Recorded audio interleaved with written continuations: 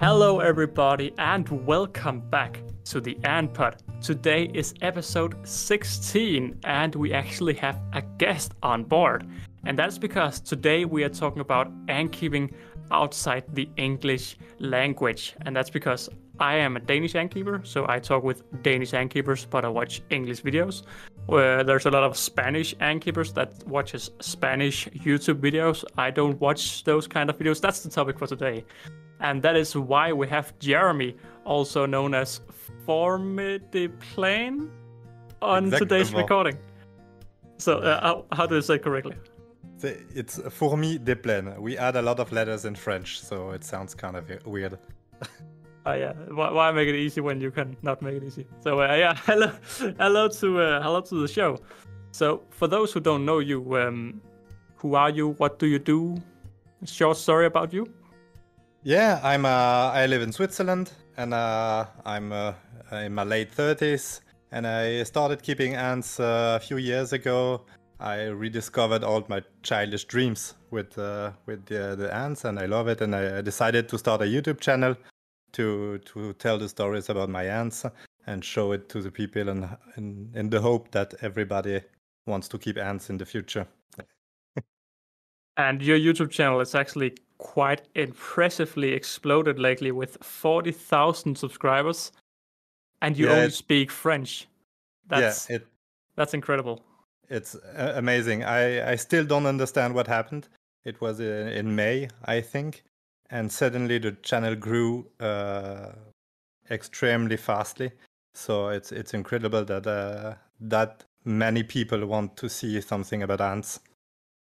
Yeah, I must say you are really inspiring me, because it's just if you can I mean, just by its only French, it's a way smaller market.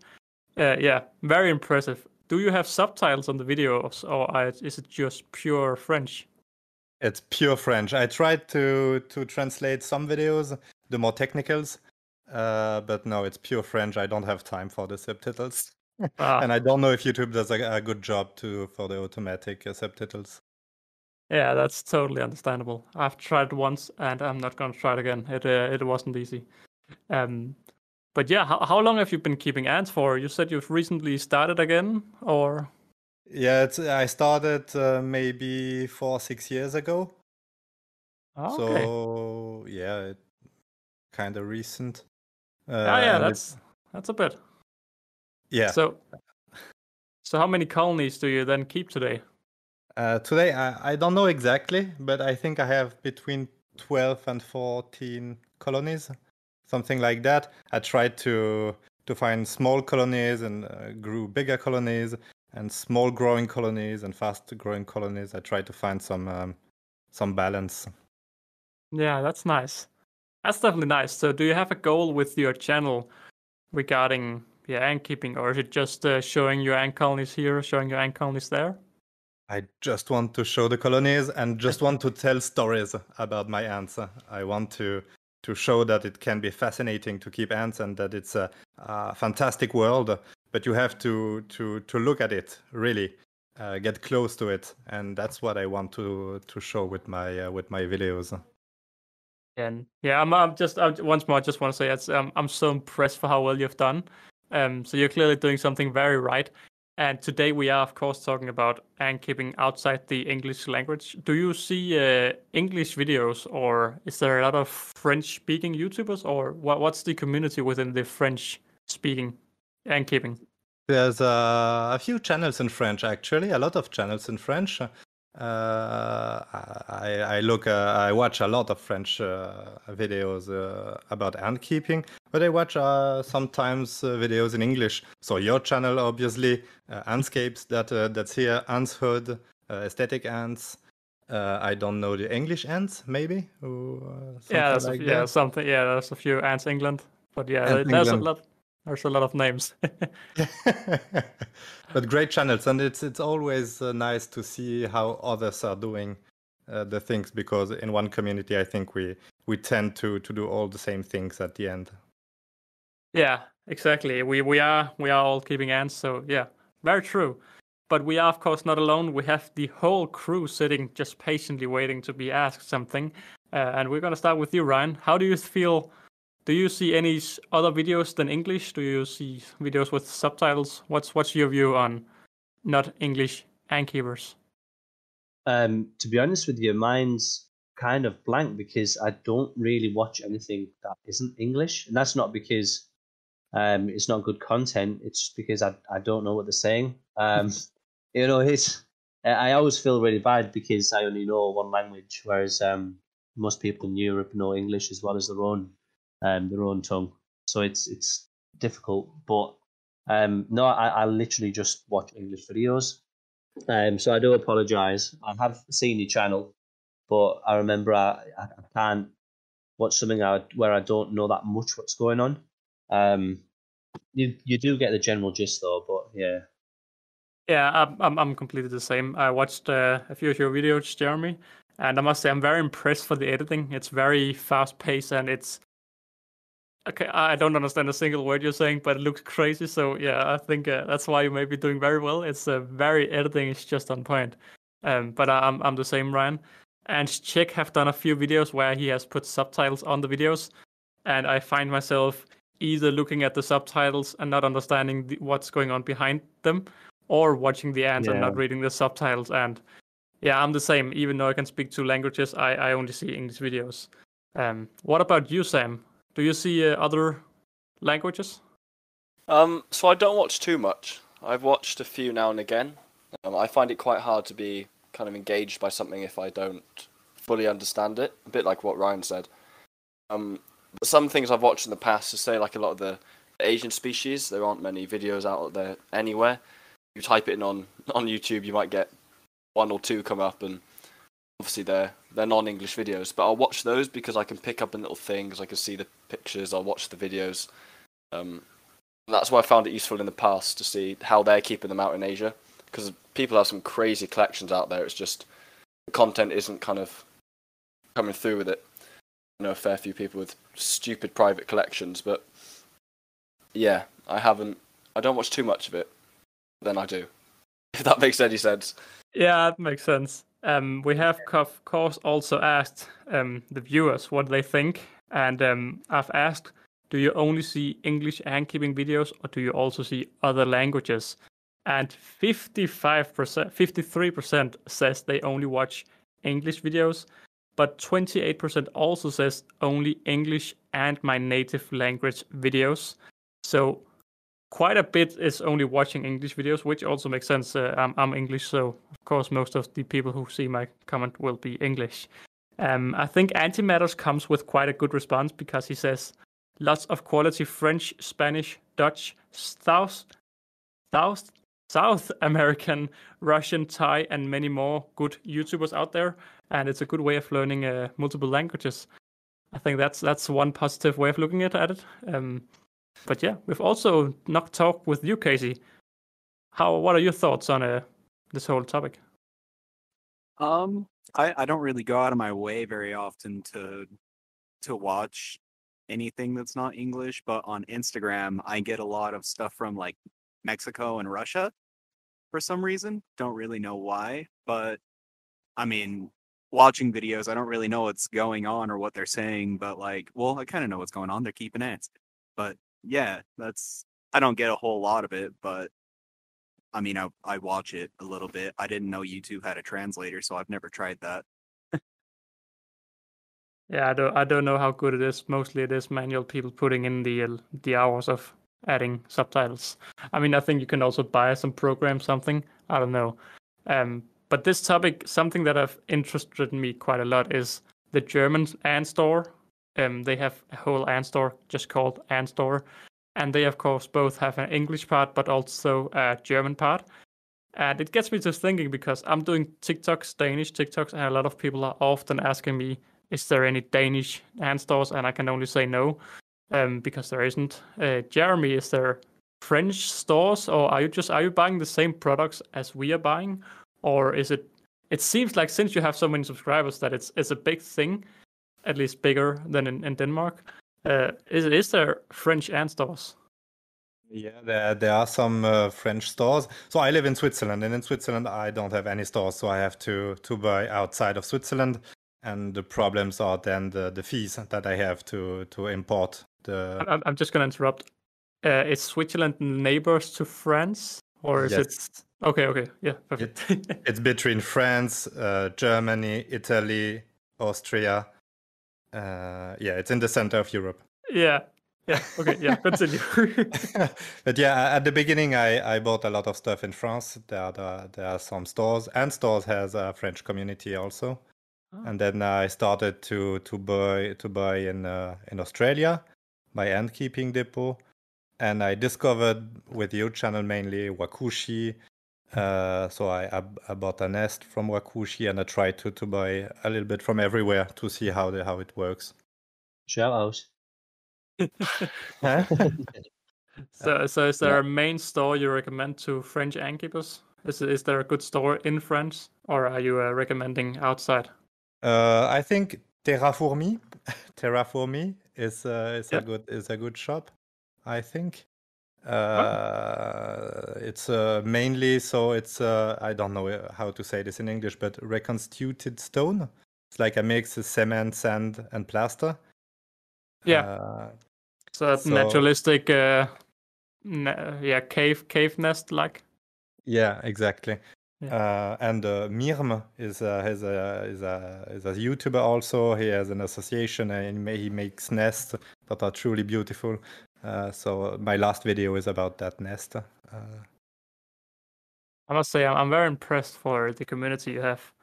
Again, I have a Facebook group, and I don't, but I have created a Danish ant keeping Facebook group. There's 2 groups in Denmark now, and we have a total of 99 members on one and 60 members on the other group. So Danish ant keeping definitely isn't big. But yeah, the thing with my channel now is that I think most of the viewers are not ant keepers. They just want to discover what the ants are, what the ant keeping is, but are not keeping ants and don't want to keep ants. Actually, I think. Yeah, and I think you're doing just what I wish to do, because you are doing like Ants Canada, introducing not ant keepers into the hobby. Most of them probably will never become ant keepers, but you may also get some new ant keepers. But before we start the show, you actually said something quite interesting. You asked your viewers what they thought about the English community. Yeah, what was different between the French-speaking community and the English-speaking community, and I got some answers. I don't know if it's true, actually, but we will see. You can tell me.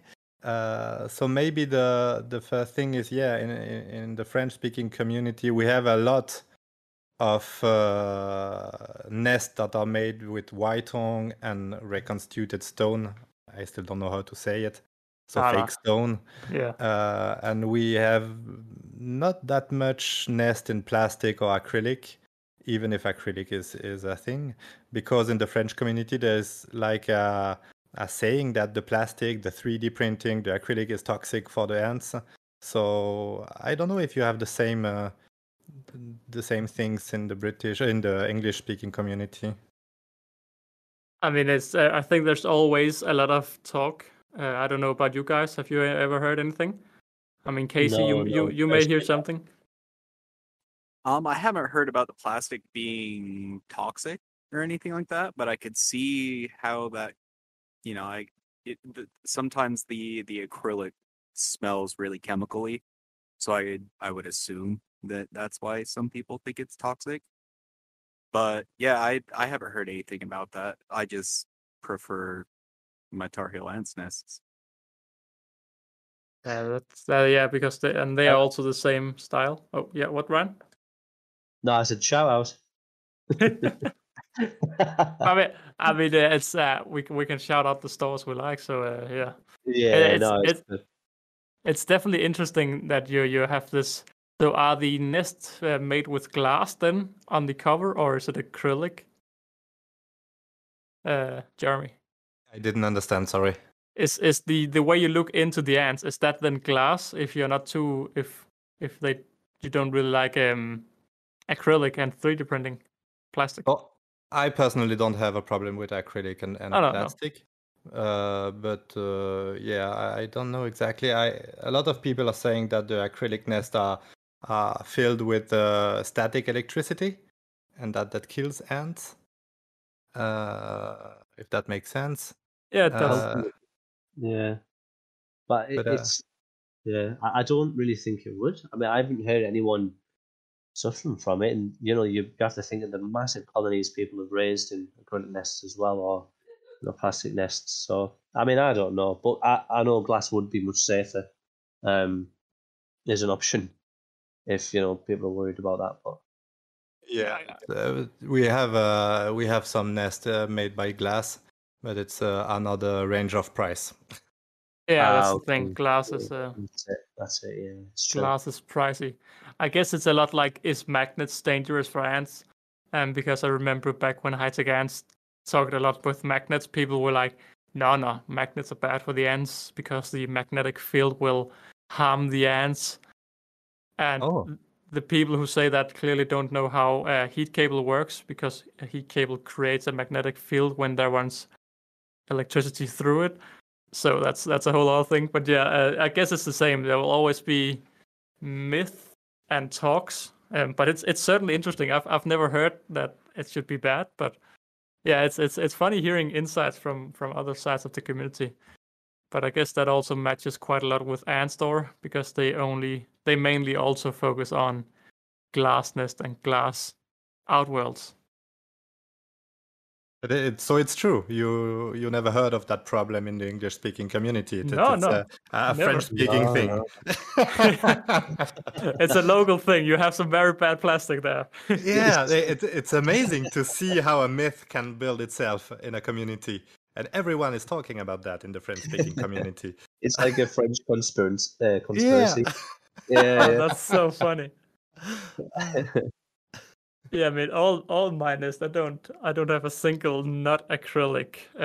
Maybe that's why some of my ant colonies are doing poorly. Oh, that's So hear me right. A lot of people have acrylic nests, but there's some fear that the ants will just die, and if the ants die, the people just say, "Oh, it's the fault of the nest. That's the problem," and it's always easier to say the nest is the problem and not the So keeper. like acrylic's basically the scapegoat for all people problems in the French community. Oh, that's brilliant. There's just one company who started all thinking, yes. Yeah. God damn. You have you Adam. have you a scarecrow like that in the English speaking community? I mean, yeah, you have. What do you mean with ant related? So is there something everybody says it's bad for the ants, and nobody knows exactly if it's true or not? That's a good question. That's a very good question. Yeah, it is. I don't think so. We have something else in the French community. Someone said to me, maybe that's a thing I can try.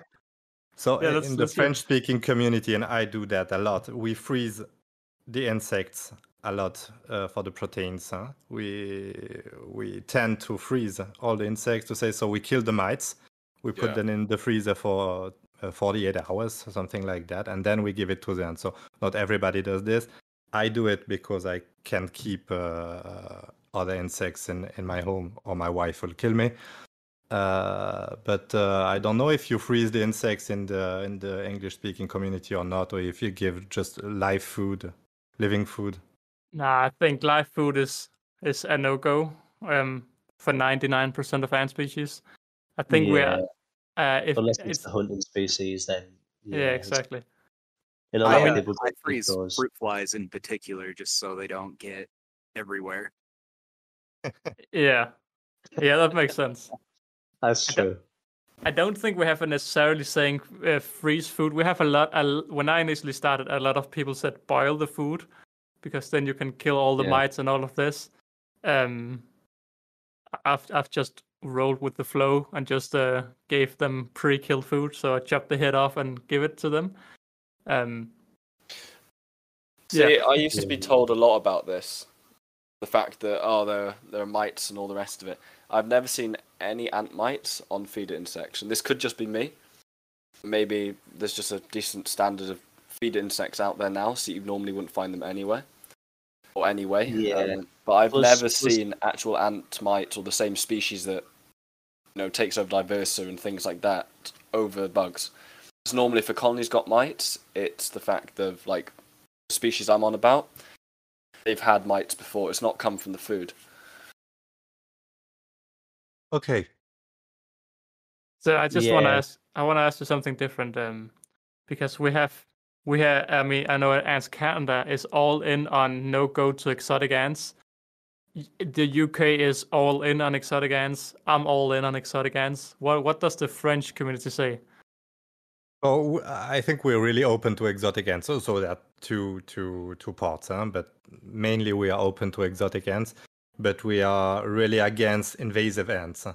Yeah, that's true. Don't keep that, or don't show it on video, or show it in an educative way to show the dangers and to tell people that it's dangerous if some ants escape and go in the wilderness. I saw Antshood lately. It had a terrible incident with Solenopsis geminata, Yeah. and that would be a no-go in the French-speaking community, I think, to have Solenopsis geminata. Yeah, I'm pretty sure they just got added to a list, so they're actually illegal to import to most of the Europe. Officially, now they are not allowed to be imported. I think Ants Netherlands or Ants Czech put out an article. That was interesting compared to it was just after Hood's escape. Yeah, I'm not surprised though after we're heating up. No, definitely. Yeah, but I think something like Geminites is always going to be a risk because they're constantly trying to escape. It's they just don't rest. Like some species are actually quite relaxed, and you could leave them in a setup that a lot of other species you'd have no chance with. So I always think like Geminites are just they're kind of like the rascals of the ant world. They're like constantly trying to be naughty, aren't they? And that's what they do. So they're just a living nightmare. Yeah, and I think that's why a lot of retailers have gone away from them. Even Antantics has put an 18 plus block on it and raised the price of them just so people don't buy them, kind of thing. But yeah, I think it's kind of also frowned on. A lot of people are like, nah, that's just dangerous. Yeah, the thing is they hide how dangerous they are in the first few months. It's all happy, good in games. I really wanted to get Geminator, and I was so close to ordering them after I saw Hood getting them and how cool they were. But I thought I'm just gonna wait a few months, and I'm so glad I did because, god dang, Hood, he's not had a fun time. They Yeah. have caused a lot of problems. Sam, I'm interested because you are from Wales. Is there a Wales community, or is it just the same? Because So I guess it's technically the same, right? Because the UK are all so close. And Wales is pretty small. You can get to one end of Wales, or from where we are to England in a couple hours anyway. But especially now we've got the shop down there, or it's not a shop, but more the place, our ant room, where customers can come to pick up stuff and all the rest of it. It's the kind of forming. headquarters. Yep. So exactly the head. I forget what we name it. It's a case of we're kind of forming our little community with that. We've got a few kind of local frequent customers that come in, and it's nice to just have a chat and catch up. So I guess you can call that a sense of a community that's being formed just around the shop being there, if that makes sense. Oh, that's cool. So you've got people now who keep ants who like come in regularly to speak about them and buy yeah, more ants. that's the Really cool. idea then of the ant room, is that obviously we do all our packing stuff technically behind the scenes, though half the time everyone comes and has a look at it anyway. But we've just got that room there where people can pick up their order, chill out, and just have a bit of a chat then, because unfortunately we can't open up a shop 8 hours a day at the minute. It's still the online shop, but the space is there, so it's a case of all the hobbyists can come down and just kind of chill, pick up their ants, talk about stuff. So not more of a physical shop, but yeah, and there are people that are frequently coming down and obviously you get more friendly with people. And it's kind of a case of, hey, how you doing? Just forming that sense of, the community around the place. Yeah, no, that's great because even if I was to come down to pick up ants, if you Yeah. handed me them within 30 seconds, I'd still be there for another 20, 30 minutes anyway, looking at everything. So Exactly. I'm not surprised. Like, And that's you the could whole probably point of the ask them to room wait is for half just, an hour. They'd be chill about it. Yeah, no, it's great, man. just some inspiration in place for people to actually.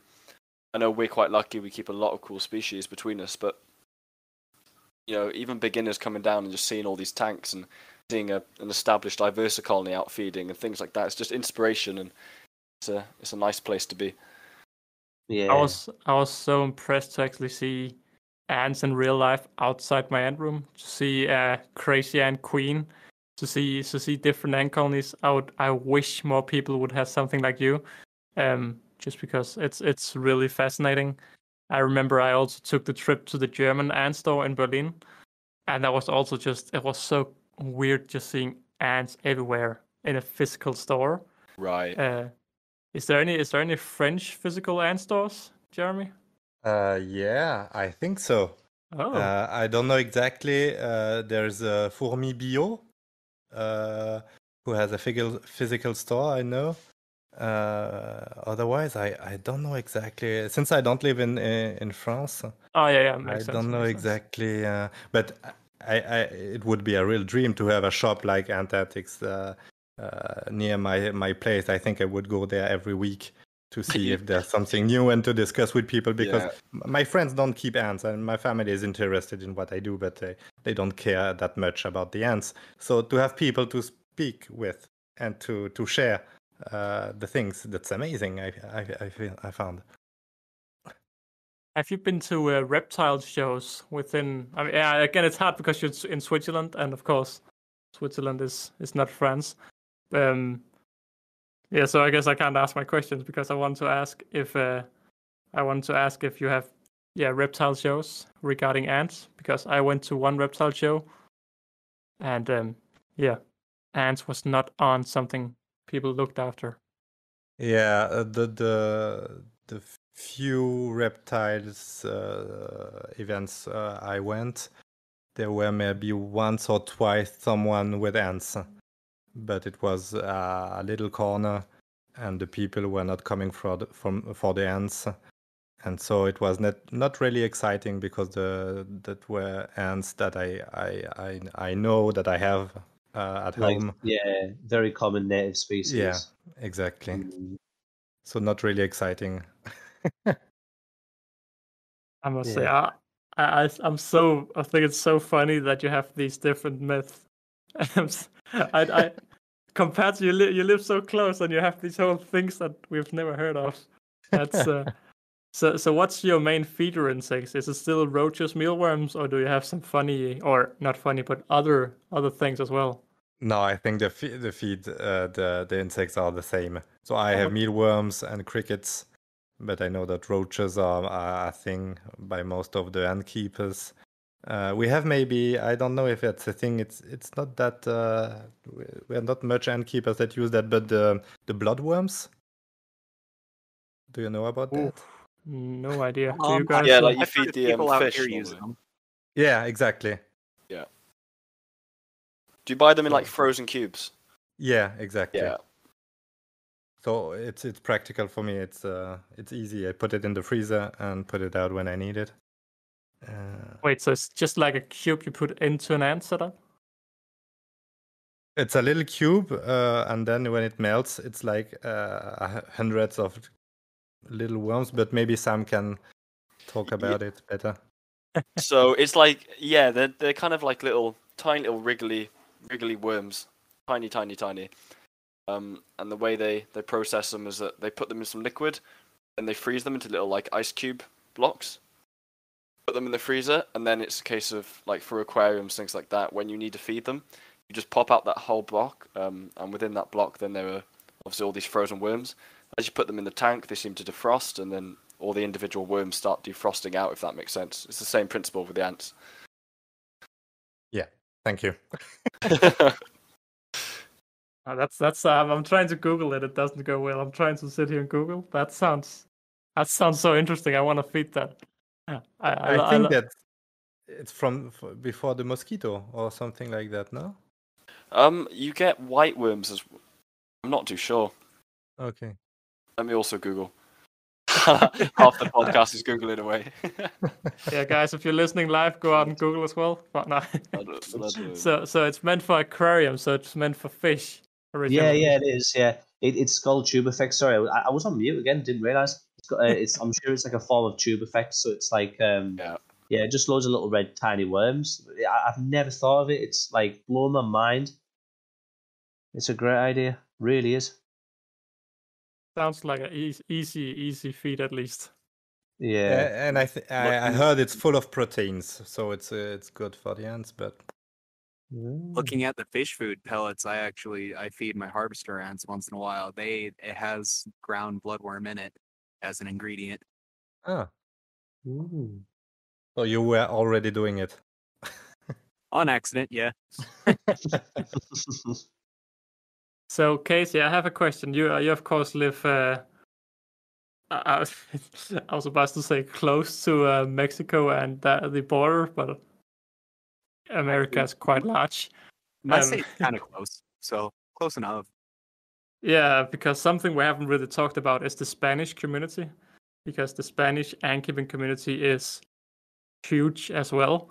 And again, it's something I don't at all follow, but I know the biggest ant-keeper has 1.5 million subscribers, and it's only Spanish. So there's definitely a very big community within the Spanish ants. And they also have the big store. What's it called? They have the what's it called? Ant house. That's Spanish, right? I think so. Yeah, I think that is Spanish, like from Spain, Spanish. Yeah.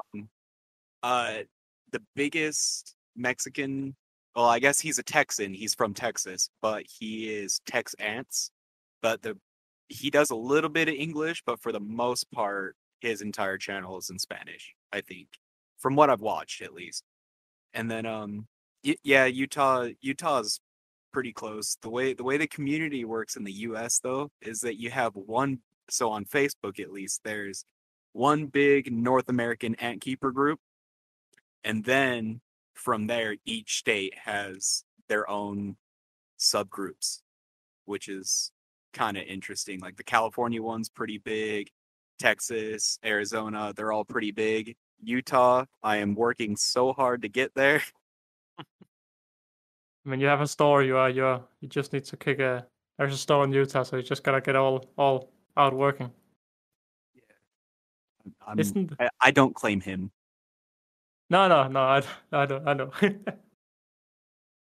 It's definitely interesting because there's so many countries, and just by talking with you, Jeremy, and saying and hearing a little bit of how your view or the French community's view, it's so interesting, and it just gets me even more interested. It's funny how communities keeping the same insects and keeping the same ants can be different. Especially also American ant keepers, you are really just Tar Heel ants. You are also the really naturalistic concrete mix thing, whatever it is. It's funny that that in the UK there isn't really anything of that. It's very the opposite with lots of 3D printing and lots of acrylic. It's interesting how we have developed all over the world compared to it's the same world.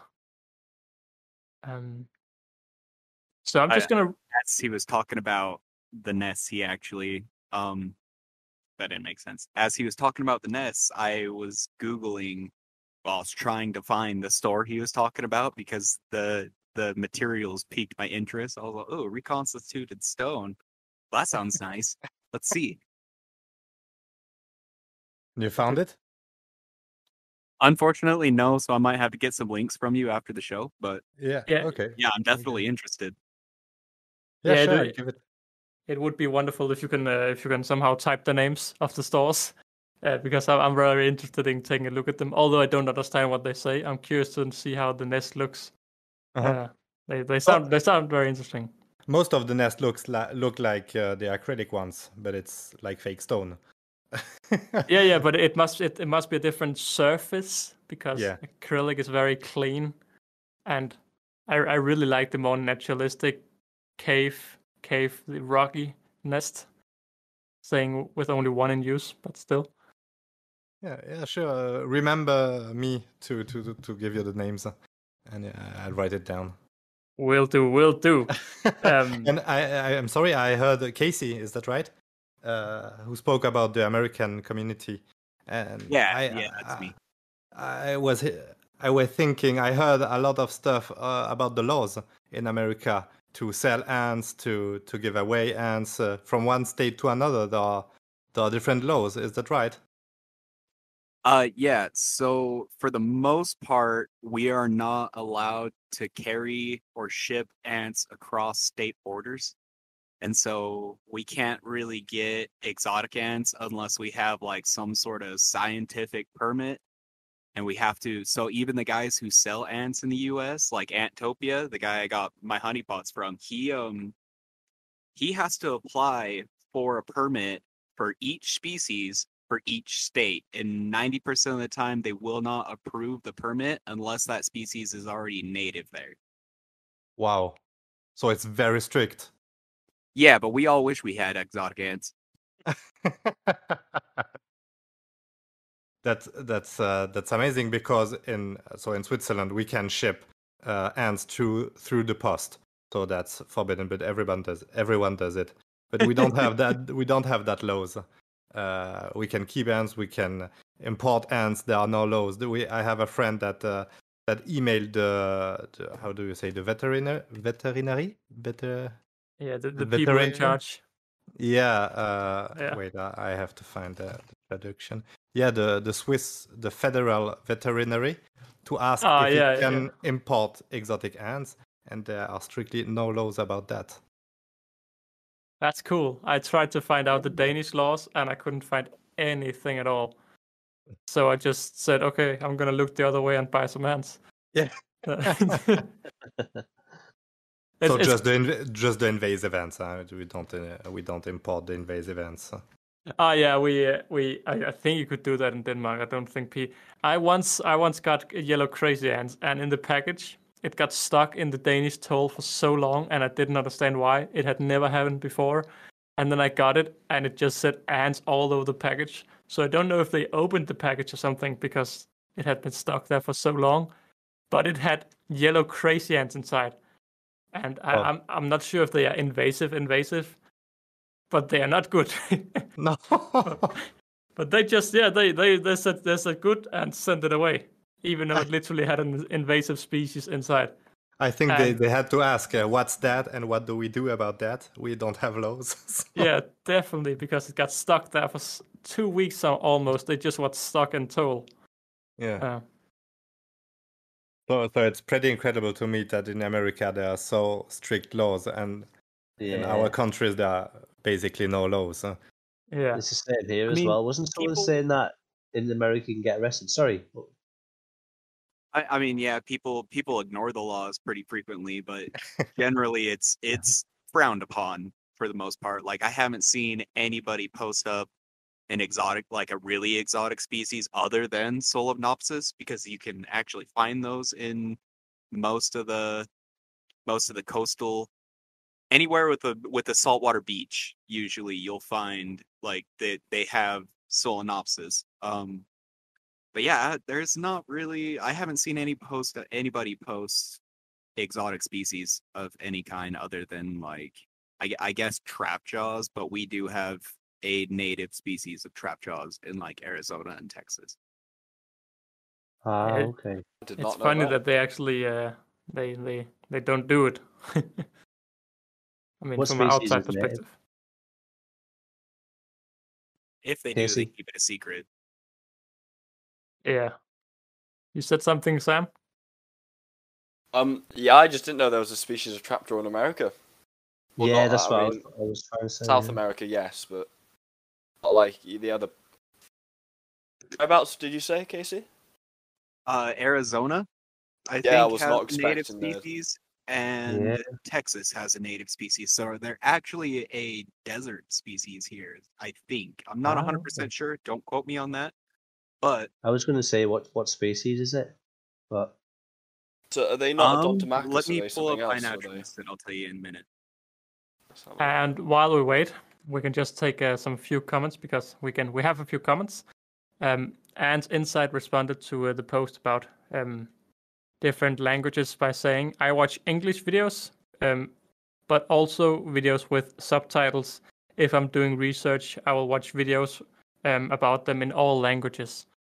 And I think that's very true. When I searched Campanodus singularis the first time I thought of them, don't think any of the videos were in English. So you have to watch some other languages sometimes and just kind of see what's going on. And then another comment is pretty much myself. Massacre says, I only watch English once. That's the only language I know. And with English subtitles, it would be too difficult to concentrate with the video and reading the subtitles at the same time. And that's 100% me. But guys, we are quite far into the podcast. Do you guys have anything you want to add regarding today's topic? I had a last thing I wanted to ask you, if you're okay. Yes, perfect. Someone said to me that in the French-speaking community, and I know we are, we love care sheets. We have a lot of care sheets. We have websites that are completely dedicated to care sheets. And someone told me that in the English-speaking community, there were not so much love for the care sheets. There are some quick care sheets, but we have very complete ones. And I wanted to ask if it's truly the case, if it's a typical French-speaking community thing, or if you also have a care sheet per species. So someone asked before for Formica, what's the humidity level? So we have care sheets for each species. So Formica, we have for Formica rufibarbis, Formica fusca, Formica culicunaria. It's my French accent. We have a care sheet for each species. So I think before Sam answers, I think today most of the care sheets have copy paste from different websites. So it's the same information on all websites. But personally, I don't myself go too much into it. I just look at the degrees mostly. How hot? What are they? Do they need heat or not heat? What about you, Casey?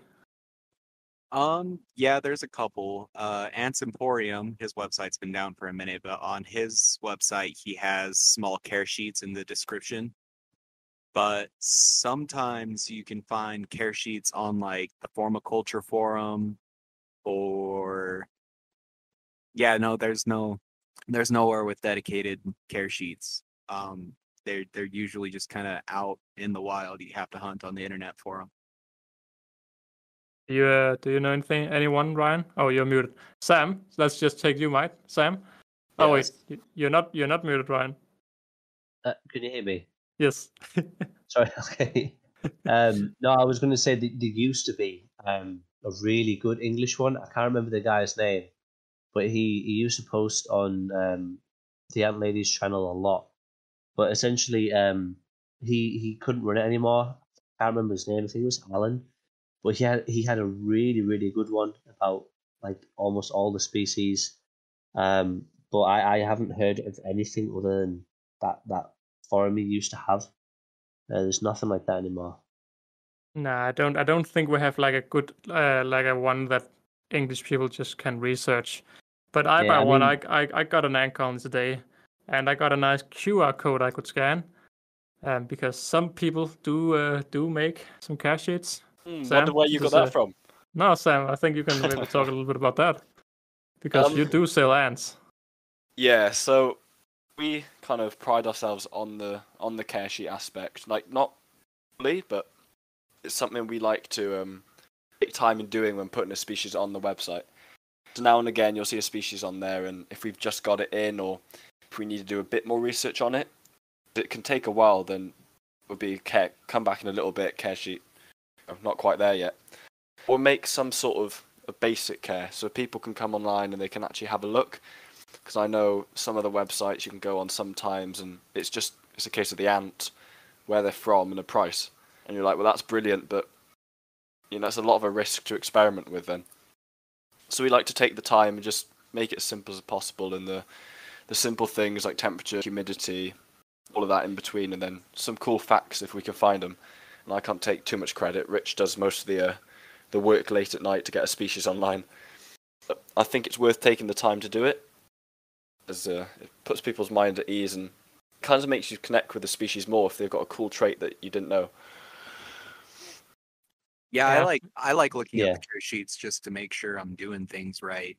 Like I'll just go double check the humidity level or the temperature level, things like that. And yeah, sometimes they do include like a nice, cool little fact, which is Yeah, sometimes super helpful. true. You could I go, always yeah. Carry on. No, sorry. I was just going to say I always find it helpful because, for example, if you're buying something that's new, you need the research first off, and if you make something even closely related to what they experience in nature, then great, you've got them right. But the main thing is you'll also learn about that species, but it's give you a really good solid ground to work from. Like it's like anything when a lot of people keep certain species that certain things work better than others. Um, so it gives people a good grounding to work from that has been successful. And I think the information that you have put on your website, and even the little things that you get in the packages and stuff give you a good understanding of where to start. And I think that's kind of what you always need. Yeah, it's definitely helpful when you're starting. Just to have, I use as a rough estimate, rough guideline. So yeah, mostly I just use it to see. The thing I've found out with most of my colonies is it's good to know that Camponotus, Herculinus don't like it too humid. But whenever I water that gypsum block, I can see they all move out, and they move out to the cork and doesn't move back before a week has passed. And that's just my sign of, oh, okay, they want it more dry. So I guess it depends on how you're making the setups. Did that answer your question, Jeremy? Absolutely. Thank you. Wonderful. So guys, do you guys have anything to add before we go into this week's ant news? Oh, I haven't got anything in particular. No, nothing from me. Yeah, me either. Perfect. So I'm just gonna go out then and say, do anybody have any ant news? I have a little bit of news, not from my perspective, but from the community's perspective. But do you guys have any ant news? No No. video or anything educational, but I witnessed one of my new honeypots laying an egg, so at least I know they're like somewhat comfortable. That's quite cool. And also, you have honeypots. Yeah, that's amazing. Yeah, that was news last week. Yeah, but they have survived a week. Okay. So So kicking. so my ant news this week is actually 4 hours old as I saw this because I wasn't really prepared to any ant news either. But Antboy UK just published let's quote them, upgraded and groundbreaking macro V2 nest. And what really caught my eye is he have changed the hydration system. So normally Antboy uses mostly sponges, but with this new setup, he both uses a sponge, but you can also buy it with some kind of clay balls. And yeah, I love seeing stores experiment with different materials. Um, Yeah, I saw that too. see, I Really, feel really cool. like 2 years ago, a lot of all ant products was just a 3D printing and sponge, and now I feel like a lot of companies are going different ways with Wakushi doing cork, gypsum, 3D printed and acrylic all smashed together with we have Tahir Lands doing naturalistic style roughness. Same with Pour More Arts also doing something similar, and apparently a lot of French stores also doing something. Yeah, I like to see innovation, and that's why Antboy UK's new macro V2 nest with clay ball things is my week's ant news. Boom. Yeah. Mic drop. Yes. No, I saw And that too. Though it's a really, really good idea. Really good idea. looks very interesting. Yeah, yeah. It's like the But perfect. Sorry, oh no, I'm just gonna say, yeah, go on. It's perfect. It's the perfect what? perfect surface area for moss to grow. And I was going to say, if you wanted to, you could take it up before and put some like aquatic moss cuttings in there, and then as you drop in your droplets in over time, you could have even moss growing in there as well. Pretty cool. Anyway. Ryan, you can't just leave a nest alone. You have to put dirt inside the Hytagans gypsum, I know. or not the sponge nest of the Ligniferta. You can't just leave them alone. I can't. Yeah. But talking with you, Ryan. Ending this episode off, what have you learned today, Ryan? Or what do you think of this week's topic? I think that it's a shame people don't watch videos. I mean, the general consensus that all of us really don't watch videos that we can't really follow. I mean, that makes sense, but I kind of wish that was a way we could do that without the subtitles. But unfortunately, that's just the way it is. But it kind of made me realize how kind of separated each community is. Whereas, that's a shame, really. We should all kind of just come together. And also, there's a lot of French conspiracies as well about 3D and acrylic nests. But other than that, it's just been great chat with everyone. It's been good. Wonderful.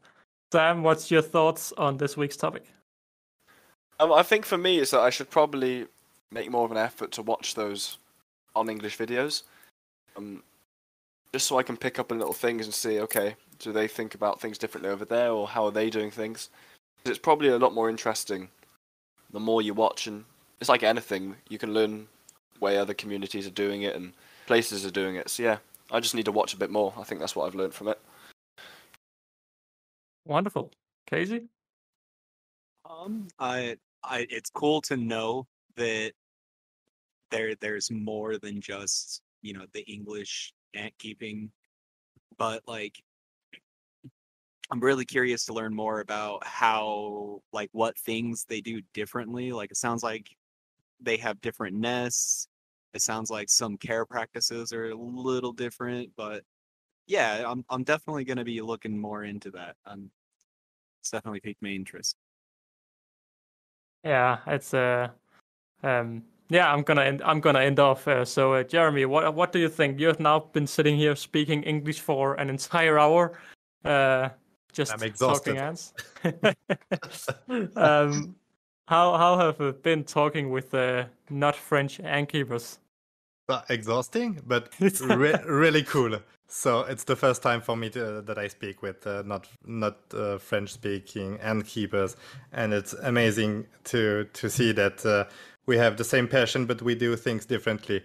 And I always have in mind, you had the AntCon, I think a few months ago, with the English-speaking community, and I thought, wow, that's amazing. We have to do that in the French-speaking community. We have thought of that 2 years ago, but then was a pandemic. I don't know if you heard about it. And and I think it would be amazing to do something maybe more international. So to regroup the communities. So the French are not very good with the English language, but it's worth a try. I think the English people are worse at speaking French. Yeah, yeah, definitely. AntCon International. I like the sound of it. Yeah, international in English. Yeah, I must say, to round off the episode, I've been really impressed for how different ant keeping actually is, and I'm really curious. I'm not gonna lie, I'm not gonna go out and do a lot of research because that is not really the guy I am. But it's definitely opened my eyes up to. I'm curious to see the nest types you guys use. The more natural based nests. I mean, I say natural. It's not dirt, but it is more of a rough cave. That's what I'm imagining, at least. I'm very interested in seeing. You have to watch my videos. Yes, exactly. I'm gonna. Yeah, sorry, you're not speaking English. I can't understand. But yeah, it's been super interesting having you on the show and hearing another perspective of the community. I think what Ryan said, that we're a lot more apart than I actually thought. I didn't think you guys were, I want to say different, but yeah, different. I thought it was completely the same, you would say, but yeah, I'm very surprised. Yeah, but today we spoke mainly about the differences, but I think we have a lot in common. Oh yeah, true, True. definitely. Yeah. But yeah, with that being said, guys, that has been it for this episode, and I hope you have liked listening to Jeremy and the rest of the crew talking a little bit around. For those interested, how can they find you, Jeremy? On YouTube, I have a channel. Everywhere. Yeah, on Instagram, and maybe I will try TikTok, but I'm too old for that shit, so I don't know exactly if I will really do it. But I know the feeling. what's the name?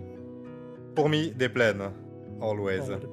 So Wonderful. with the English accent, I don't know. Fourmis des plains.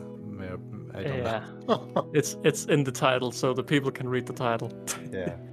Wonderful. Well, I just want to say thank you for joining, putting aside an hour to talk a little bit English. Thank you for the invitation. It's been wonderful chatting a little bit with you. And I just want to say, if you have enjoyed this podcast, be sure to share it with all your friends that may be interested in also listening to a little bit of this. I certainly did not expect this podcast to go this way, so that's wonderful. But with that being said, that has been it for this podcast. Next week, we may change the topic, so I'm not going to say it. But yeah, guys, I just want to say thank you all for listening in.